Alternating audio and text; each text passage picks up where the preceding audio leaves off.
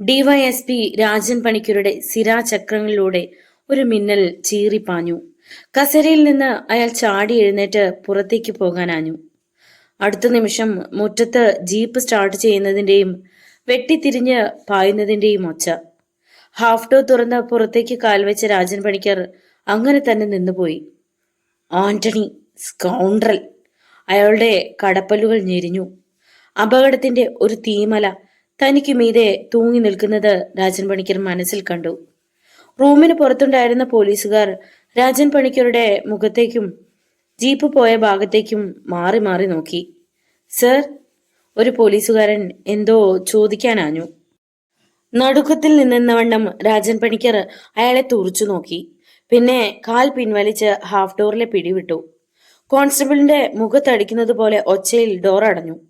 ആന്റണി സാറിൽ നിന്നും പണിക്കരി സാറിന് നല്ല ഡോസ് കിട്ടിയിട്ടുണ്ട്, ആ പോലീസുകാരൻ ശബ്ദം താഴ്ത്തി മറ്റുള്ളവരോട് പറഞ്ഞു. അകത്ത് ഉച്ചത്തിലുള്ള സംസാരം കേട്ടിരുന്നു, അവർ സമ്മതിച്ചു. തന്റെ ടേബിളിനടുത്തെത്തിയ രാജൻ പണിക്കർ ആന്റണി കൊണ്ടുവച്ച ഫയലിലേക്ക് നോക്കി. ചുവന്ന പുറംചട്ടയുള്ള ഫയൽ. രോഷത്തോടെ അയാൾ അതെടുത്ത് മുറിയുടെ മൂലയിലേക്ക് വലിച്ചെറിഞ്ഞു. അവന്റെ അമ്മയുടെ ഇൻവെസ്റ്റിഗേഷൻ! പക്ഷേ വരാൻ പോകുന്ന ഭീകരതയോർത്ത് രാജൻ പണിക്കരുടെ മനസ്സും ശരീരവും തളർന്നു. ആ ഡ്രൈവറെ ആന്റണിക്ക് കിട്ടിയാൽ, മീഡിയകൾക്ക് മുന്നിൽ സത്യങ്ങൾ തുറന്നു പറഞ്ഞാൽ? വിവശതയോടെ അയാൾ സീറ്റിലേക്ക് വീണു. മേശവക്കിൽ അള്ളി പിടിച്ചു. ഉടനെ എന്തെങ്കിലും ചെയ്തേ പറ്റൂ. ആദ്യം മനസ്സിൽ വന്നത് MLA ഗോപിദാസിന്റെ മുഖമാണ്. തിടുക്കത്തിൽ സെൽഫോൺ എടുത്ത് അയാൾ ഗോപിദാസിനെ വിളിച്ചു. യെസ്, ഗോപിദാസ്. അപ്പുറത്തു നിന്ന് MLAയുടെ ശബ്ദം. സർ, ഞാൻ രാജൻ പണിക്കരാണ്. എന്താടോ കാര്യം? അയാൾ കാര്യം ചുരുക്കി പറഞ്ഞു. മറുപുറത്തു നിന്നും നിശബ്ദത മാത്രം. സർ, ഞാൻ കേട്ടടോ. എന്ത് വേണമെന്ന് ചിന്തിക്കുക. ഇന്ന് വൈകിട്ട് തലസ്ഥാനത്ത് സ്ഥാനാർത്ഥി നിർണയ ചർച്ചയാ. അതിന് പോയിക്കൊണ്ടിരിക്കുക ഞാൻ. ഇപ്പോ ചെങ്ങന്നൂർ കഴിഞ്ഞു. സർ, ഉടനെ പരിഹാരം കാണണം. എനിക്കറിയാം. ഞാൻ ആ മുടിഞ്ഞോനെന്ന് വിളിക്കട്ടെ, ലെനിനെ. അവൻ കാരണം എനിക്ക് ആത്മഹത്യ ചെയ്യേണ്ടി വരുമോടോ? സർ, അത്... രാജൻ പണിക്കർ പേപ്പർ വെയിറ്റ് എടുത്ത് കയ്യിൽ വെച്ച് തിരിച്ചു. ആ, താൻ ഫോൺ വെച്ചോ. ഇപ്പൊ ഒന്നിനെയും വിശ്വസിക്കാൻ പറ്റത്തില്ല. അണ്ടർവെയറിന്റെ കീഴിൽ വരെ ഒളിക്യാമറയുടെയും ചോർത്തലിന്റെയും കാലമാ. ശരി സാർ, അപ്പോ എന്റെ കാര്യം? ഓ, ഇവിടെയും വിലപേശുകയാ താൻ അല്ലേ? ഗോപിദാസിന്റെ ശബ്ദത്തിൽ കോപം തിളച്ചു. അത് പിന്നെ... രാജൻ പണിക്കരുടെ മുഖത്തൊരു കൗശല ചിരിയുണ്ടായി. ജോലി പോയാലും മുട്ടില്ലാതെ ജീവിക്കണ്ടേ സർ? ഓ, പ്രതീക്ഷിക്കുന്നതിലും കൂടുതൽ കുഴച്ചുരുട്ടി തന്റെ അണ്ണാക്കിലേക്ക് തള്ളി കയറ്റിയേക്കാം. പോരെ? മതി മതി സർ. ആ.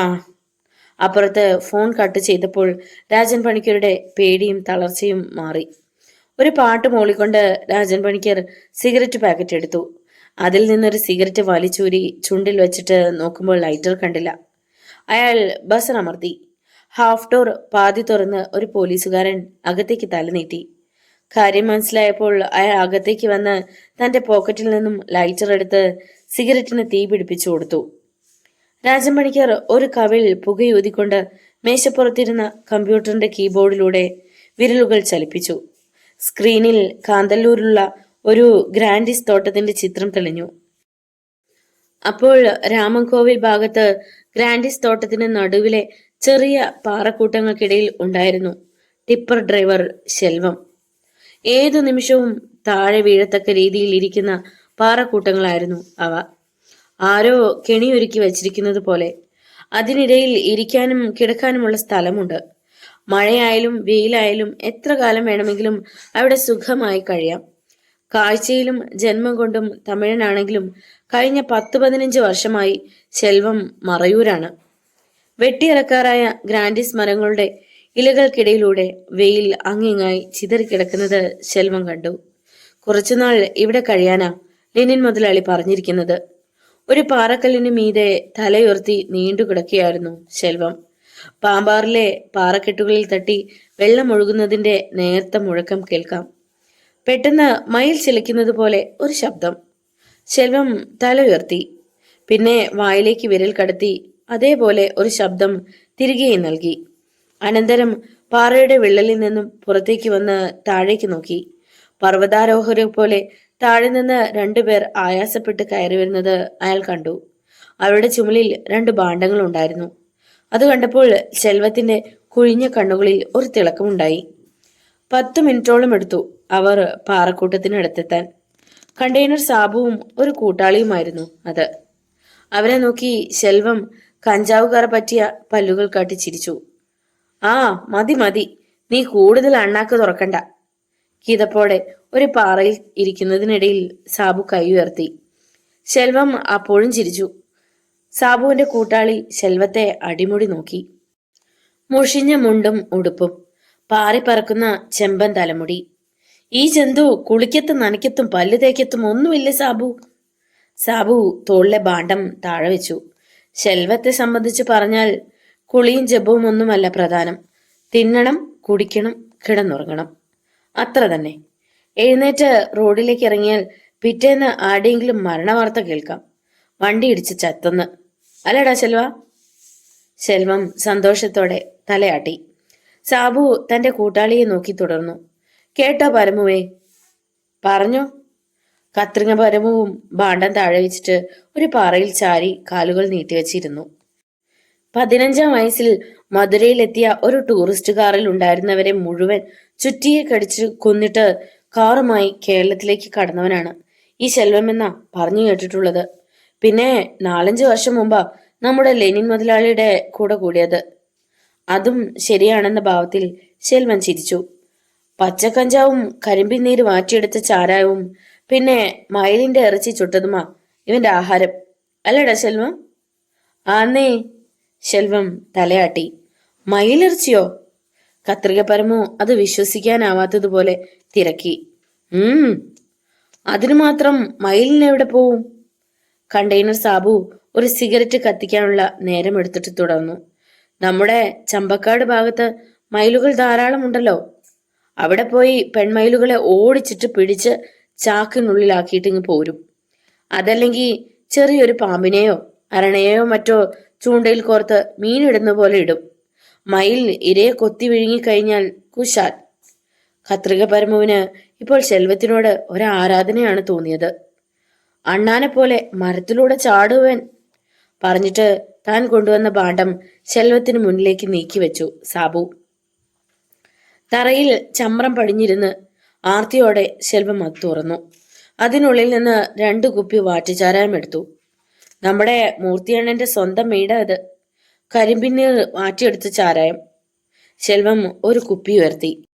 വാഴയില തിരികെ കയറ്റിയിരുന്ന അടപ്പ് കടിച്ചൂരി കളഞ്ഞിട്ട് ഒന്ന് വാസനിച്ചു നോക്കി. സ്വയംഭൻ. അയാൾ അത് വായിലേക്ക് കമിഴ്ത്തി. ഒരു മൃഗത്തിന്റെ തൊണ്ട ചലിക്കുന്നത് പോലെ അയാളുടെ തൊണ്ടയുടെ ചലനം ഇരുവരും നോക്കിയിരുന്നു. ഒന്നിച്ചതങ്ങ് വലിച്ചു കയറ്റിയാക്കരുത്, പരമു മുന്നറിയിപ്പ് നൽകി. ശെൽവം അത് ശ്രദ്ധിച്ചതേയില്ല. പകരം കുപ്പി പകുതിയോളം തീർത്തിട്ട് ഭാണ്ഡത്തിൽ പരതി നോക്കി. അതിൽ നിന്ന് ഒരു കവർ ബ്രെഡ് എടുത്തു. അവർ കടിച്ചു കീറി ഒരു പീസ് ബ്രെഡ് കൈവെള്ളയിൽ വെച്ചിട്ട് അതിലേക്ക് ചാരായം വീഴ്ത്തി നനച്ചു. പിന്നെ 4 മടക്കി വായിലേക്ക് വെച്ചു. ശെൽവത്തിന്റെ കടവായിലൂടെ ചാരായം ഒലിച്ചിറങ്ങി. പരമുവിന്റെ കണ്ണ് തള്ളിപ്പോയി. ബ്രെഡ് കാപ്പിയിലോ ചായയിലോ മുക്കേണ്ടതിന് പകരം ഇവൻ. അടുത്ത നിമിഷം കണ്ടെയ്നർ സാബുവിന്റെ പോക്കറ്റിൽ കിടന്നിരുന്ന ഫോൺ വിറച്ചു. സാബു അതെടുത്ത് നമ്പർ നോക്കിയിട്ട് പെട്ടെന്ന് എഴുന്നേറ്റു. പാറയിലൂടെ നടന്നു മാറി. പിന്നെ കോൾ അറ്റൻഡ് ചെയ്തു. ഞങ്ങളിങ്ങ് എത്തി മുതലാളി. അവൻ എന്തിയേ? ശെൽവം ഇവിടെ ഉണ്ട്. ആ. ലെനിൻ ബാക്കി പറഞ്ഞപ്പോൾ സാബുവിന്റെ മുഖത്ത് വിവിധ ഭാവങ്ങൾ മിന്നി. ഭീതിയോടെ അയാൾ കുന്നിൻ ചെരുവിൽ നിന്ന് ചുറ്റും നോക്കി. കണ്ണെത്തുന്ന ദൂരത്തോളം ഗ്രാൻഡിസ് മരങ്ങളും കുറ്റിക്കാടുകളും മാത്രം. വെയിലുണ്ടെങ്കിലും താഴ്വരയിൽ മഞ്ഞിന്റെ നേർത്ത വെണ്മ. ശരി മുതലാളി. ഫോൺ പോക്കറ്റിൽ ഇട്ടിട്ട് അയാൾ വിളിച്ചു. എടാ കത്രികേ. എന്തോ? ഇങ്ങോട്ട് വന്നേ. തിടുക്കത്തിൽ കത്രിക പരമു അങ്ങോട്ട് വന്നു. എന്താടാ? ലെനിൻ മുതലാളിയാ വിളിച്ചത്. ഒരു ചെറിയ പ്രശ്നമുണ്ട്. പറ. CI ആന്റണിക്ക് ഈ താവളത്തെക്കുറിച്ച് വിവരം കിട്ടിയിട്ടുണ്ട്. അയാൾ ഇങ്ങോട്ട് പോന്നിട്ടുണ്ടത്രേ. ആ? പരമുവിന്റെ മുഖം വല്ലാതെ വിളറി. മുതലാളി 2 കാര്യങ്ങൾ പറഞ്ഞു. ഒന്ന്, അയാൾ വരും മുമ്പ് ശെൽവത്തെയും കൂട്ടി നമ്മൾ രക്ഷപ്പെടണം. അല്ലെങ്കിൽ ശെൽവത്തെ തീർത്തിട്ട് നമ്മൾ അങ്ങ് പോയേക്കണം. അയ്യോ, ആ കാലമാടനെ കൊല്ലാനോ? അവൻ നമ്മളെ രണ്ടിനെയും തീർക്കും. പരമു സ്വയരക്ഷയ്ക്ക് എന്നവണ്ണം അണ്ടർവെയറിന്റെ പോക്കറ്റിൽ നിന്ന് ഒരു കത്രിക എടുത്തു. ഈ പറഞ്ഞത് രണ്ടും നടക്കത്തില്ല.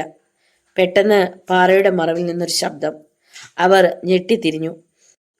കഞ്ചാവ് കറപുരണ്ട പല്ലുകൾ കാട്ടി ചിരിച്ചുകൊണ്ട് ശെൽവം നിൽക്കുന്നു. ആ കാക്കിപ്പട്ടി വരട്ടെ, നമുക്ക് 3 പേർക്കും കൂടി അവനെ തീർക്കാം. ശെൽവം, നീ വിചാരിക്കുന്ന പോലത്തെ ആളല്ല ആന്റണി, പരമു പറഞ്ഞു. എങ്കിൽ എന്നെ കൊന്നിട്ട് നിങ്ങൾ പോ.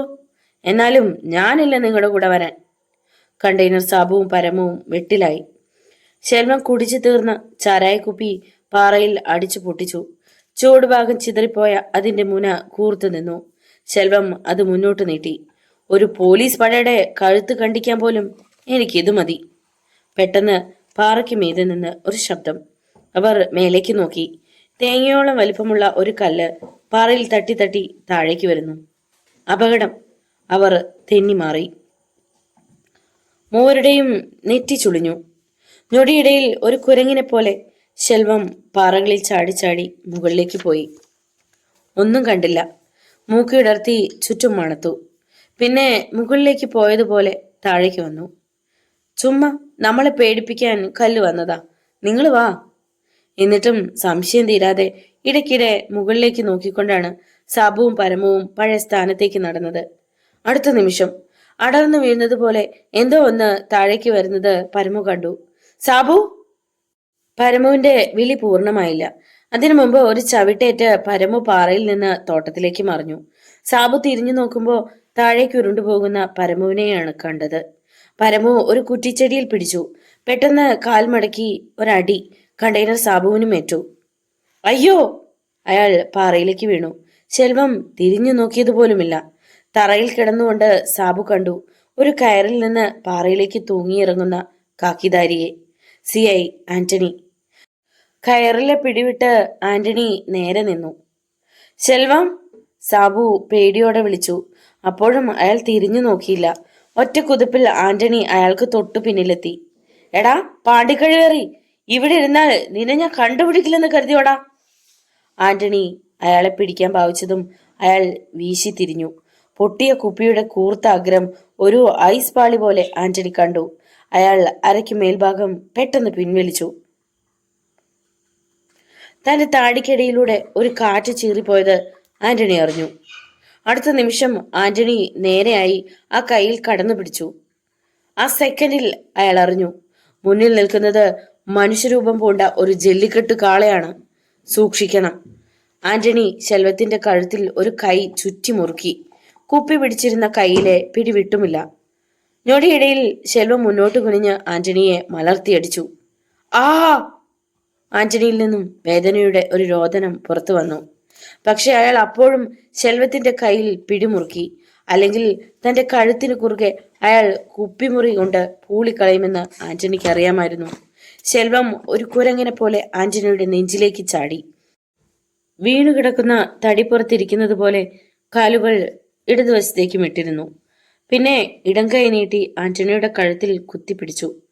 ലോഹവിരലുകൾ തന്റെ കഴുത്തിൽ മുറുകുന്നത് പോലെയാണ് ആന്റണിക്ക് തോന്നിയത്.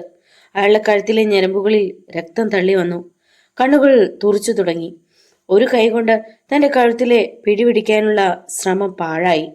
പാറകൾക്കിടയിലെ ചെറിയ വിള്ളലിലായിരുന്നു അപ്പോൾ ആന്റണി. വീണിടത്ത് നിന്ന് കണ്ടെയ്നർ സാബു എഴുന്നേറ്റ് പാഞ്ഞു വരുന്നത് മിന്നൽ പോലെ ആന്റണി കണ്ടു. ശെൽവം, കൊല്ലവനെ! സാബു ശെൽവത്തിന്റെ പിന്നിലെത്തിയിരുന്നു. അടുത്ത നിമിഷം ആന്റണി കാലുയർത്തി ഒറ്റ ചവിട്ട്. അമ്മേ! കാലുകൾക്കിടയിൽ ചവിട്ടേറ്റ സാബു അവിടെ കൈ അമർത്തിക്കൊണ്ട് പിന്നോട്ടു പോയി, പാറയുടെ വക്കിലേക്ക്. അവിടെ നിന്ന് അയാൾ താഴെ തോട്ടത്തിലേക്ക് മറിഞ്ഞു. ചരിഞ്ഞ ഭാഗത്തുകൂടി മഞ്ഞിൽ എന്ന വണ്ണം കരിയിലകൾക്കു മീതെ താഴേക്ക് നിരങ്ങിപ്പോയി. ഇളകിയ മണ്ണും കരിയിലകളും അയാൾക്ക് പിന്നാലെ പോയി. അപ്പോൾ ശെൽവം ഒന്ന് തിരിഞ്ഞു നോക്കി. ആന്റണിക്ക് അതൊരു വില പിടിച്ച നിമിഷമായിരുന്നു. അയാൾ കുപ്പി പിടിച്ചിരുന്ന ശെൽവത്തിന്റെ കൈ പാറയിൽ ആഞ്ഞടിച്ചു. കുപ്പി ചിതറിപ്പോയി. എടാ! ശെൽവം പുഴുത്ത തെറി വിളിച്ചുകൊണ്ട് കൈ കുടഞ്ഞു. അപ്പോൾ ആന്റണി കണ്ടു ശെൽവത്തിന്റെ കയ്യിൽ പൊടിയുന്ന ചോര. അയാൾ ആന്റണിയുടെ കഴുത്തിൽ ഒന്നുകൂടി അമർത്തിക്കൊണ്ട് ഒരു മൂക്ക് ലക്ഷ്യമാക്കി വലതു കൈ ചുരുട്ടി ആഞ്ഞടിച്ചു. ഒറ്റ സെക്കൻഡ് ആന്റണി തല വെട്ടിച്ചു. ലക്ഷ്യം തെറ്റിയ കൈ കൂടം പോലെ പാറയിലിടിച്ചു. ശെൽവത്തിന്റെ കൈവിരലുകളിലെ അസ്ഥി പൊട്ടുന്ന ശബ്ദം ആന്റണി വ്യക്തമായി കേട്ടു. അലറിക്കൊണ്ട് ശെൽവം ആ കൈയിലേക്ക് നോക്കി. വിരലുകൾ വിറയ്ക്കുന്നു. ഞൊടിയിടയിൽ ആന്റണി ആ കൈയിൽ പിടിച്ച് ഞെക്കി. ശെൽവം ഒരു മൃഗത്തെ പോലെ അലറി.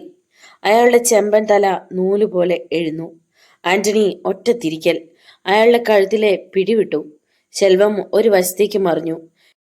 പിന്നെ ആന്റണിയുടെ കയ്യിൽ നിന്നും ബലമായി തന്റെ കൈ വലിച്ചൂരിയിട്ട് പിടഞ്ഞെണീറ്റു. ആന്റണിയും ചാടി എഴുന്നേറ്റു. ശെൽവം തന്റെ മുണ്ട് അഴിച്ചെടുത്തു. അടുത്ത നിമിഷം അത് നീളത്തിൽ ചുരുട്ടിക്കൊണ്ട് പാറയിൽ നിന്ന് താഴേക്കൊരു കുതിപ്പ്.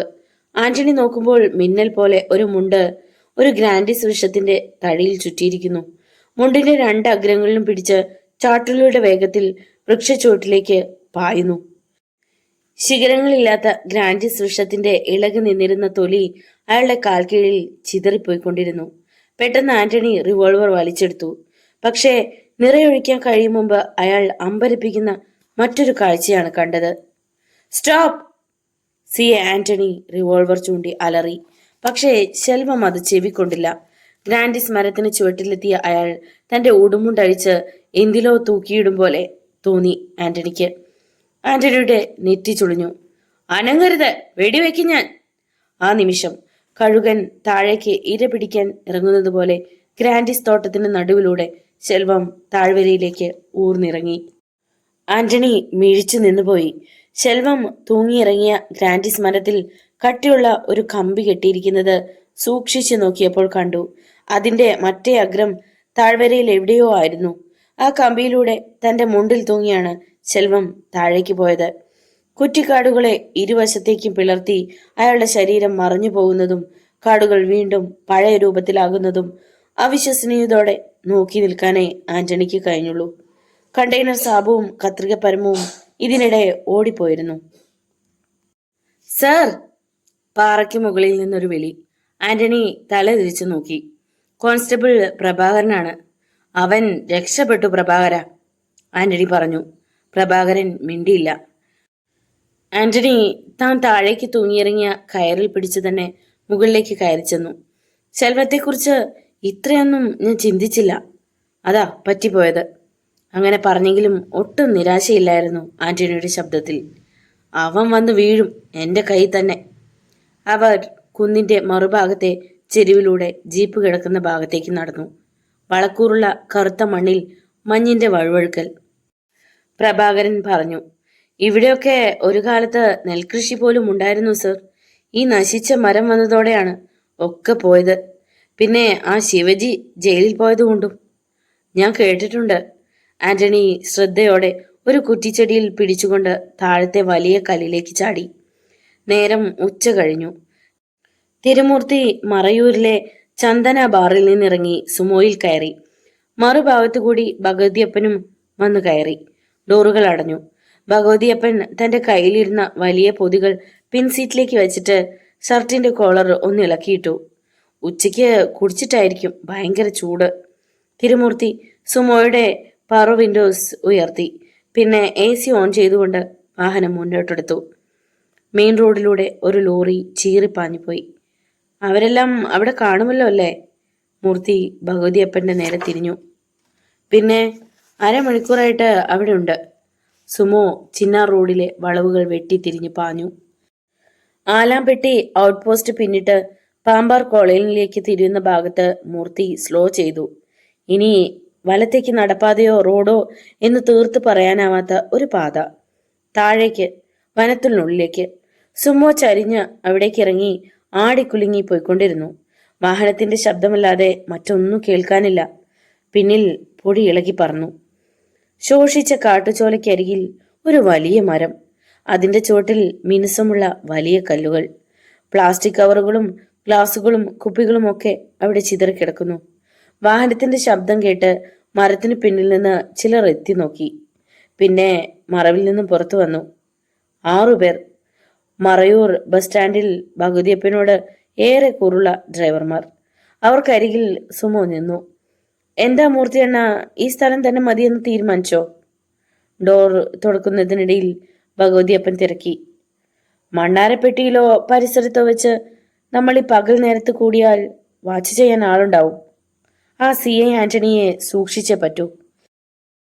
മൂർത്തി ഡോർ തുറന്ന് കാൽ പുറത്തേക്ക് നീട്ടി. അതിനിടെ അയാൾ കണ്ടു, ചോലയിലേക്ക് ഇറങ്ങി മറച്ചു നിർത്തിയിരിക്കുന്ന ഒരു ജീപ്പ്. അവിടെ ഉണ്ടായിരുന്ന 6 പേരും സുമോയ്ക്ക് തൊട്ടടുത്തെത്തി. സീറ്റിൽ വച്ചിരുന്ന പാക്കറ്റുകൾ എടുത്ത് ഭഗവതിയപ്പൻ അവരെ ഏൽപ്പിച്ചു. അവർ അത് തുറന്നു. 2 കുപ്പി മദ്യം, പൊറോട്ടയും ചിക്കൻ കറിയും, പിന്നെ ഡിസ്പോസിബിൾ പ്ലേറ്റും ഗ്ലാസും മറ്റും. തിരുമൂർത്തി 2 കുപ്പി തണുത്ത വെള്ളം കൂടി എടുത്തു നൽകി. നിങ്ങളൊന്ന് തുടങ്ങി വയ്ക്ക്, ഞങ്ങൾ 2 വിട്ടതാ. ഡ്രൈവർമാർ ഒരു പാറയിൽ ആ സാധനങ്ങൾ വെച്ചു. പിന്നെ ഓരോ പെഗ് അകത്താക്കി. പൊറോട്ട ചിക്കൻ ചാറിൽ മുക്കി കഴിച്ചു തുടങ്ങി. അപ്പോൾ തിരുമൂർത്തി പറയാൻ തുടങ്ങി. ഒരു പക്ഷേ ശിവജിയെ ഇപ്പോൾ ജയിലിൽ നിന്ന് വിട്ടിട്ടുണ്ടാകും. ഒന്നുകിൽ രാത്രി, അല്ലെങ്കിൽ നാളെ രാവിലെ. അവൻ മറയൂറിന്റെ മണ്ണിൽ കാലി കുത്തും. ഇല്ല മൂർത്തിയണ്ണ, അവൻ കാല് കുത്തത്തില്ല. ഡ്രൈവർ ബാസി തീർത്തു പറഞ്ഞു. ഞങ്ങൾ അത് സമ്മതിക്കത്തില്ല, സമ്മതിക്കാൻ പാടില്ല. മൂർത്തിയും ഒരു പെഗ് ഒഴിച്ച് വെള്ളം ചേർത്ത് വായിലേക്ക് കമഴ്ത്തി. പിന്നെ തുടർന്നു. പക്ഷേ എല്ലാറ്റിനും ഒരു പ്ലാൻ വേണം. അവനെ ആക്രമിക്കേണ്ട രീതി, രക്ഷപ്പെടാതിരിക്കാനുള്ള ഒരുക്കം, എല്ലാം. മറ്റുള്ളവർ ശ്രദ്ധയോടെ മൂർത്തിയെ നോക്കിയിരുന്നു. അവർക്ക് ക്ലാസ് എടുക്കുകയായിരുന്നു അയാൾ. ഒക്കെ നിങ്ങൾക്കറിയാം എന്നെനിക്ക് ഉറപ്പുണ്ട്. എന്നാലും കഴിഞ്ഞ ദിവസം കണ്ടില്ലേ നമ്മുടെ മന്ത്രിമാരും MLA-മാരും ഒക്കെ പഠിക്കാൻ പോയത്?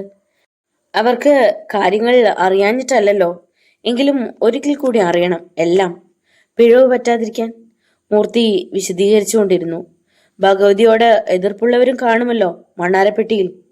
ഉണ്ട്, അവൻ സമ്മതിച്ചു. അവരെ പ്രത്യേകം വാച്ച് ചെയ്യണം. അടിയുണ്ടായാൽ അവർ ഇടയ്ക്ക് വന്നു കയറാൻ പാടില്ല. ഒരാൾ കത്തിയോ മറ്റോ കാട്ടി അവരെ അകറ്റി നിർത്തണം. പിന്നെ മൂന്നാറിൽ നമ്മുടെ ആളുകൾ വേണം. അവൻ അവിടെ എത്തിയാൽ ഉടൻ വിവരമറിയാൻ. അവനെ പിന്തുടർന്ന് അവർ വരികയും വേണം. അതിനു വേണ്ടവരെ ഞാൻ ക്രമീകരിച്ചോളാം. അത് ഭഗവതിയപ്പൻ സമ്മതിച്ചു. ഈ രാത്രി നമ്മൾ ആരും ഉറങ്ങാൻ പാടില്ല. അവൻ രാത്രിയിൽ വന്നാലോ? അതുകൊണ്ട് രാത്രി ഓട്ടത്തിന് എന്നവണ്ണം അവിടെ നിങ്ങൾ കാത്തുകിടക്കണം. തിരുമൂർത്തി പറഞ്ഞുകൊണ്ടിരുന്നു. വനത്തെ ചുറ്റി ഒരു കാറ്റ് പാഞ്ഞു വന്നു. അതിൽ പൊടിയും കരിയിലകളും ഇളകി പറന്നു. കുപ്പികളും ഭക്ഷണവും ഒക്കെ തീർന്നു. പെട്ടെന്ന് ഓർത്തതുപോലെ മൂർത്തി തിരക്കി. ഭഗവതി, മറയൂരിൽ കോളിസ്വാനുകളുള്ളവർ ആരൊക്കെയാടാ? ഭഗവതിയപ്പൻ ഒരു നിമിഷം ചിന്തിച്ചു. പെരടിപ്പള്ളത്തെ ജോർജ്, പട്ടിക്കാട്ടെ രത്തൻ, പാമ്പംപാറയിലെ മജീദ്. പെട്ടെന്ന് മൂർത്തി കൈ ഉയർത്തി. നാബി മജീദിനെ കുറിച്ചാണോ നീ പറഞ്ഞത്? ആ നണ്ണ, എന്താ? ഒന്നുമില്ല. സന്തോഷത്തോടെ അയാൾ കൈ ഞൊടിച്ചു. നാബി മജീദ്? എന്തുകൊണ്ടാണ് താൻ ഇതുവരെ അവനെ ഓർക്കാതിരുന്നതെന്ന് മൂർത്തി അത്ഭുതപ്പെട്ടു. ശിവജിയുടെ പേര് പറയുമ്പോഴൊക്കെ ഓർത്തിരിക്കേണ്ട ഒരാളാണല്ലോ മജീദ്. മീനാക്ഷിയമ്മയും ദുർഗയും കേറിപ്പോയെന്ന് സംശയിക്കുന്ന കോളീസ് മജീദിൻ്റെതായിക്കൂടെ? മൂർത്തിയുടെ തലച്ചോറിൽ ഒരു ബൾബ് മിന്നി. അവൻ അപ്പോൾ തന്നെ ഫോൺ എടുത്ത് ലെനിനെ വിളിച്ചു. മുതലാളി എവിടാ? വീട്ടിൽ തന്നെ ഉണ്ടടാ. പുറത്തേക്ക് ഇറങ്ങണ്ടെന്നാ അച്ഛൻ വിളിച്ചു പറഞ്ഞിരിക്കുന്നത്. ആന്റണിയുടെ മുന്നിൽ ചെന്നുവിടരുതെന്ന്. നിനിന്റെ ശബ്ദത്തിലെ അസ്വസ്ഥത മൂർത്തി കേട്ടറിഞ്ഞു. ഗോപി സാറ് പറഞ്ഞത് നേരാ. ആ, ഞാനിപ്പം വിളിച്ചതേ ശിവജിയുടെ അമ്മയും പെങ്ങളും പോയത് ആ മജീദിന്റെ കൂടാണെന്നൊരു സംശയം. അവന് ക്വാളിസ് ഉണ്ടല്ലോ. എങ്കിൽ ഉടൻ അത് അറിയണം മൂർത്തി. ലെനിന് ഉത്സാഹമായി. അറിയാം. ആ, ഡ്രൈവർമാരെന്തിയേ? ഇവിടുണ്ട്. ആ, അരമണിക്കൂറിനകം ശിവജി ജയിലിൽ നിന്നിറങ്ങും. അവന്മാരോട് പറഞ്ഞേരെ. പറയാം. ഫോൺ മടക്കി പോക്കറ്റിലിട്ടിട്ട് മൂർത്തി അവരോട് കാര്യം പറഞ്ഞു. അവരിൽ നിന്ന് സന്തോഷത്തിന്റെ ഒരു ശബ്ദമുണ്ടായി. ആരാടാ അത്? ഡ്രൈവർമാരിൽ ഒരാൾ പെട്ടെന്ന് ചാടി എഴുന്നേറ്റു.